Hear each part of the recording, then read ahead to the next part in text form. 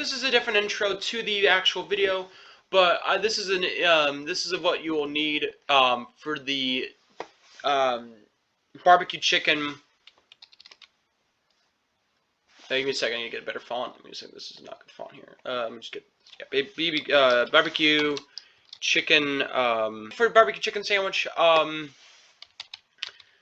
you'll need exactly a cover for your the microwave bowl. So you make sure you have that, or else the chicken in the bowl will explode and ruin your microwave. Or not ruin, but you'll be cleaning it up a lot. So you'll need some BBQ sauce, unless your barbecue chicken is not completely sauced over already, and it'll be cold chicken, so you'll probably want to sauce it up while it's going to be microwaved and all that stuff, so it'll be tasting well.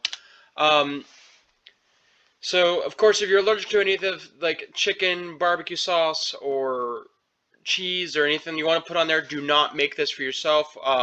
Do not make this in general if you're allergic to chicken or barbecue sauce. This would be a terrible idea for you. Add barbecue sauce, my bad. You can add cheese if you want. Of course, you need a kitchen knife. I don't think you're going to be using an IKEA knife. So, now, unless you're alone and in college and all that stuff, and you have this material still, make sure you have a parent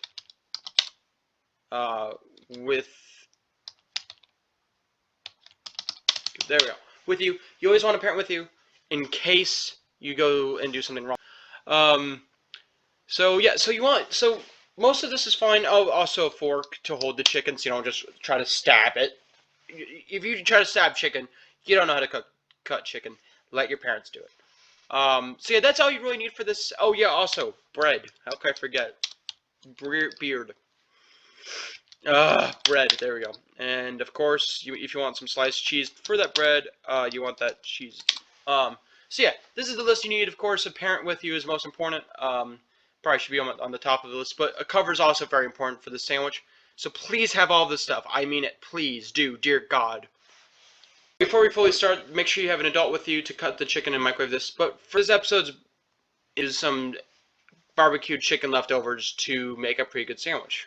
Of course, depending on how many people you're actually serving. If it's just yourself, I would recommend maybe like half of a breast. Depending on how big the chicken breast is, I would say if it's a pretty big size, I'd say a third of that. If it's like a really big the breast that probably would take 2 people to eat, I would say a third of that. Or if it's a smaller one, a half. If you have your portion size figured out, you want to make sure you have it. You want to cut the chicken into small pieces and fit in the sandwich. So make sure you cut up all your chicken to small pieces, like the right pile shows. But make sure your parent is the one that's cutting up the chicken, especially if you don't know how to use a knife. If you know how to use a knife, still you could cut yourself. So always have a parent cut it for you. I didn't, because I know how to use knives. So yeah, just be careful.